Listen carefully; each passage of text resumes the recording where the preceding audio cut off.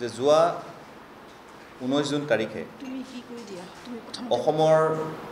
কেইখনমান বাতৰি কাগজত 16 জুন তাৰিখে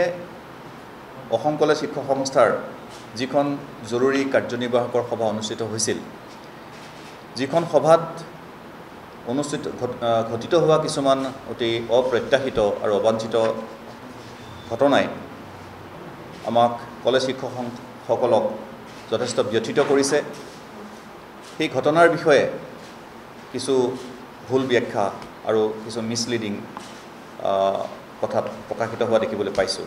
19 জুন তাৰিখে। গতিকে যিবোৰ কথা ওলাইছে 19 জুন তাৰিখৰ কাকতত, সেই কথাবিলাক আচলতে সেইদিনাখন যিবোৰ ঘটনা ঘটিছিল, প্ৰকৃততে যেনেকুৱা ধৰণৰ ঘটনা ঘটিছিল তাৰ অপব্যাখ্যা হৈছে, সত্যৰ অপলাপ হৈছে। গতিকে সেই কথাখিনি আমি স্পষ্টীকৰণ হিচাপে আপোনালোকৰ আগত দিবৰ কাৰণেই আজি আচলতে এই সংবাদমেলখন আহ্বান কৰিছোঁ। বাতৰিটোত ইয়াত লিখা হৈছিলে যে সংস্থাৰ উপসভাপতি ডক্টৰ বিপুল চক্ৰৱৰ্তীক স্বইচ্ছাই নিজৰ দায়িত্ব প্ৰদান কৰি গৈছিলে আগৰ আমাৰ যিগৰাকী সভাপতি আছিলে, নিলম্বিত হৈছিলে ডক্টৰ জয়ন্ত বৰুৱাই। কিন্তু কথাটো ঠিক তেনেধৰণৰ নহয়। এটা আমাৰ কিছু নিয়মৰ কথা আছে। ডক্টৰ জয়ন্ত বৰুৱা যিহেতুকে চৰকাৰীভাৱে নিলম্বিত হৈছিলে, সেইকাৰণে তেখেতে আহিছে মিটিঙলৈ, সভালৈ আহিছিলে। আমাৰ যিখন প্ৰথম কাৰ্যনিৰ্বাহক হৈছিলে, কাৰ্যনিৰ্বাহকত আহি তেখেতে কৈছিলে যে মই অব্যাহতি ল'ব বিচাৰোঁ, যিহেতুকে মোক চৰকাৰে নিলম্বিত কৰিছে। আৰু সেই বিষয়টো আমি কাৰ্যনিৰ্বাহকে পিছত বিশদভাৱে আলোচনা কৰিছোঁ। আলোচনা কৰি আমি দুটা প্ৰস্তাৱ লৈছিলোঁ। তাৰ এটা প্ৰস্তাৱ আছিলে আমি চৰকাৰৰ ওচৰত আবেদন জনাম, যিহেতুকে তেওঁ আমাৰ সংস্থাৰ সভাপতি, তেখেতক যাতে মানৱীয়তাৰ দৃষ্টিভংগীৰে চায় তেখেতৰ বিষয়টো। এটা প্ৰস্তাৱত সেইটো আছিলে। আৰু এটা প্ৰস্তাৱ আছিলে যে তেখেতে যিহেতুকে স্বইচ্ছাই অব্যাহতি ল'ব বিচাৰিছে, আমি তেখেতক শুভেচ্ছা জনাইছোঁ, ৱেলকাম কৰিছোঁ যে তেখেতে ভাল সিদ্ধান্ত লৈছে আৰু আমি সভাই গ্ৰহণ কৰিছোঁ। ভৱিষ্যতে যদি তেখেত পুনৰ ঘূৰি আহে, তেতিয়াহ'লে আমি তেখেতক পুনৰ সংস্থাত ৰখা নৰখা বিষয়টো আমি কাৰ্যনিৰ্বাহক আলোচনা কৰিম। আলোচনা কৰি তাৰপিছত আমি সেই বিষয়ে সিদ্ধান্তত আহিম। কিন্তু সেইদিনাখন দেখা পোৱা গ'ল যে সভা আৰম্ভ হোৱাৰ আগতেই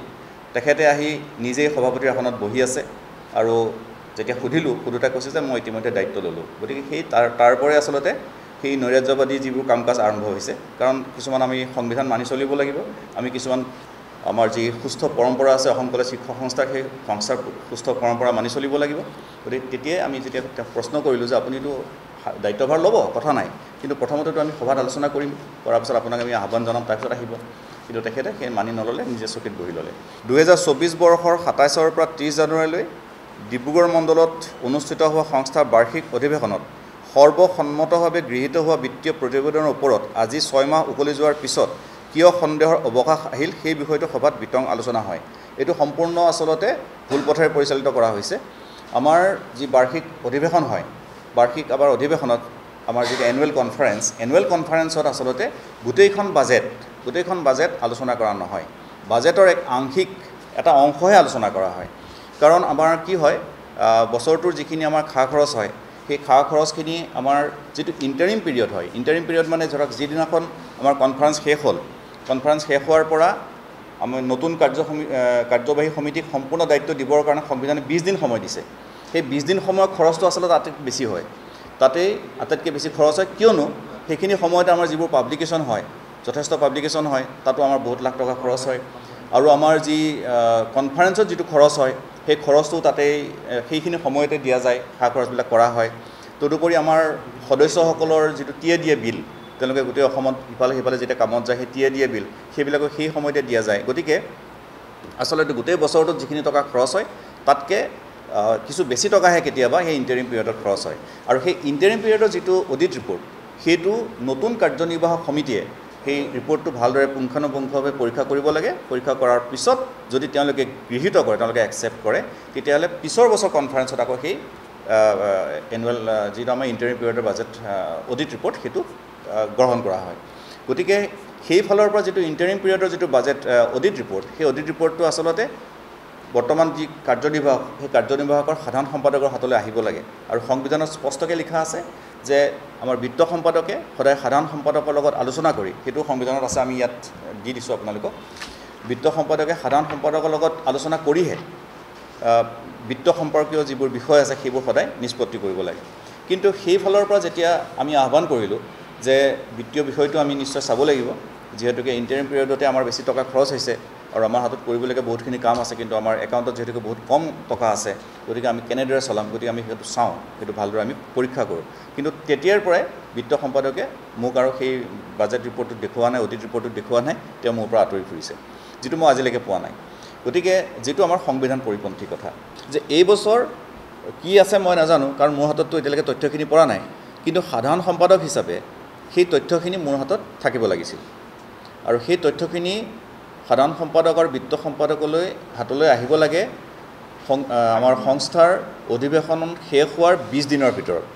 আমাৰ অধিৱেশন শেষ হৈছিলে 30 জানুৱাৰীত নিৰ্বাচন হৈছিলে নিৰ্বাচন হৈ সেইদিনা সন্ধিয়া নিৰ্বাচনৰ ফলাফল ঘোষণা হৈছে ডিব্ৰুগড় কানৈ মহাবিদ্যালয়ত গতিকে তাৰ পৰা 20 দিন যদি আমি ধৰোঁ তেতিয়া 18 ফেব্ৰুৱাৰী বা 19 ফেব্ৰুৱাৰী হয় 18 ফেব্ৰুৱাৰী যেহেতুকে দেওবাৰ আছিলে সেইদিনাখনেই আমাৰ সম্পূৰ্ণ চাৰ্জ হেণ্ডঅভাৰৰ মিটিংখন আয়োজন কৰা হৈছিলে গুৱাহাটীত আৰু সেইদিনাখন নিয়মমতে বাকী তথ্যৰ লগতে এই যি ইণ্টাৰিম অডিট ৰিপৰ্টটো মানে কনফাৰেন্স আৰম্ভ হোৱাৰ দিনৰ পৰা 27 জানুৱাৰীৰ পৰা 20 ফেব্ৰুৱাৰীলৈকে যিটো 18 ফেব্ৰুৱাৰীলৈকে যিটো খৰচ হ'ল সেই খৰচটো আমাক হাতত সমজি দিব লাগে যে এইটো ফাইল এই ফাইলতে গোটেই বস্তুখিনি আছে আমাৰ হিচাপ মতে ধৰক তাত যথেষ্টখিনি থাকিব লাগে কাৰণ আমাৰ ৰিচাৰ্চ এণ্ড ডেভেলপমেণ্টৰ নামত 2 বছৰ 14 লাখকৈ প্ৰায় 28 লাখ টকা তোলা হৈছে আমাৰ শিক্ষকসকলৰ পৰা আৰু তাৰপিছত প্লেটিনাম জুবিলিৰ কাৰণে প্ৰায় 35 লাখ টকা তোলা হৈছে গতিকে সেই পইচাখিনি আচলতে বেলেগ হেডৰ পইচা সেই পইচাখিনি বেলেগত খৰচ কৰিব নোৱাৰে আৰু এটা কথা এই 25 লাখ টকাৰ এটা অংশ খৰচ হৈছে এনেকুৱা নহয় যে 25 লাখ টকাৰ একো খৰচ হোৱা নাই যিটো আমাৰ প্লেটিনাম জুবিলিৰ কাৰণে 25 লাখ টকাৰ এটা অংশ খৰচ হৈছে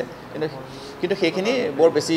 খৰচ বুলি আমি ভাবা নাই সেইটো হিচাপটো আছে বাৰু সেইটো বৰ বেছি নহয় কিন্তু তথাপিও সেই তাৰো এটা 20 লাখ টকা এটা থাকিব লাগে আৰু ইফালে 2 বছৰৰ যিটো ৰিচাৰ্চ এণ্ড ডেভেলপমেণ্টৰ আৰু কথাটো হৈছে কি সেই যি ৰিচাৰ্চ এণ্ড ডেভেলপৰ 28 লাখ টকা তাৰপিছত প্লেটিনাম জুবিলিৰ যি ৰৈ যোৱা 20 লাখ বা তাৰ সমপৰ্যায়ৰ টকা সেইখিনি ধন আচলতে বেলেগ শিতানত খৰচ কৰিবলগীয়া হ'লে আমাৰ এক্সিকিউটিভত এটা সিদ্ধান্ত ল'ব লাগিব প্ৰস্তাৱ ল'ব লাগিব কিন্তু সেই এক্সিকিউটিভৰ যিখন প্ৰচিডিং সেই প্ৰচিডিঙত কিন্তু তেনেকুৱা ধৰণৰ কোনো সিদ্ধান্ত নাই গতিকে সিদ্ধান্ত নোহোৱাকৈ সেইটো ক'ত খৰচ কৰিলে সেইখিনি চোৱাটো সাধাৰণ সম্পাদকজনৰ এটা দায়িত্ব মই কোৱা নাই যে কিবা কেলেংকাৰী হৈছে সেইটো মই নকওঁ মই কোৱা নাই যে কিবা অনৈতিকভাৱে খৰচ কৰিছে সেইটো মই নকওঁ কিয় নকওঁ কাৰণ মোৰ হাতত ফাইলটো অহাই নাই ফাইলটো চালেহে মই গম পাম যে আচলতে ক'ত খৰচ হৈছে কিজানি সঠিকভাৱে খৰচ হ'ব পাৰে মই নাজানো কিন্তু কথাটো হৈছে যে ফাইলটো সংবিধানৰ মতেই আচলতে সেই অডিট ৰিপৰ্টৰ ফাইলটো সাধাৰণ সম্পাদকৰ হাতত থাকিব লাগে সাধাৰণ সম্পাদক যোনেই নহওক ABCD যোনেই নহওক সাধাৰণ সম্পাদকৰ হাতত থাকিব লাগে সাধাৰণ সম্পাদকে চাবলৈ পাব লাগে গতিকে গোটেই আমাৰ বিষয়টো আচলতে তাতেহে আছিলে আৰু সেই বিষয়টো গৈ আজি এই পৰ্যায় পাইছেগৈ তাৰমানে এই যে 15 লাখ টকা আমাৰ হাতলৈ যে আহিলে সেইটো কেৱল সেই 84 লাখৰ বুলি আমি ক'ব নোৱাৰোঁ কিয়নো ধৰক এই যে প্লেটিনাম জুবিলিৰ কাৰণে যিখিনি ধন তোলা হৈছিলে আৰু ৰিচাৰ্চ এণ্ড ডেভেলপমেণ্টৰ কাৰণে যিখিনি ধন তোলা হৈছিলে আৰু মুখ্যমন্ত্ৰী সাহায্য পুঁজিৰ কাৰণে যিখিনি ধন তোলা হয় সেইখিনি আমাৰ অতিৰিক্ত আহে তাৰ বাহিৰেও আমাৰ মেম্বাৰসকলৰ মানে এটা বৰঙণি থাকেই গতিকে বেছি মাজে মাজে আপোনাৰ গেপ হৈছিলে কিন্তু আমাৰ আজি প্ৰায়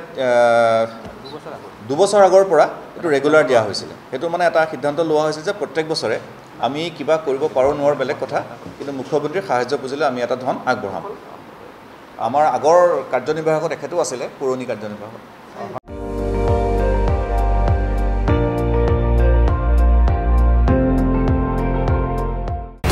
আপুনি চাই আছে ND24 সৰ্বশ্ৰেষ্ঠ নহয় সৰ্বোত্তমৰ দৌৰত